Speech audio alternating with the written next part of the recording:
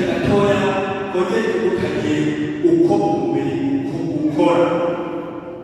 Murabizi neza yuko iyo bagukubise ikofe ryo kwitama hari itama cyane hari amaso.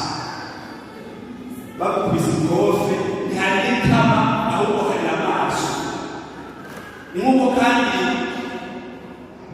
umuntu yari kariga akaruha umutwe ntihagenda umutwe gusa ahubwo agenda kuruhuka amaguru n'amaboko n'inda byose biruhukira rimwe kandi haje umutwe gusa.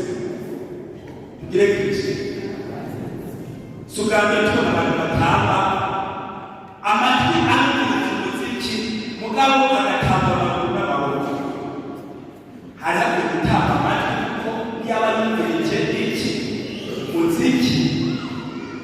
Mu minsi ndetse hari abantu barwara amavunja mu bintu birahera ngo umuntu kuvunja munsi y'ino nusubiriza kwagaza kuvunja agenda kwagaza ukuboko. Uko niko umubiri ukora. None rero banyine bacu twizeye ko muzirika neza kuko Imana yavuze iti niba bakibabiri abantu mu mubiri.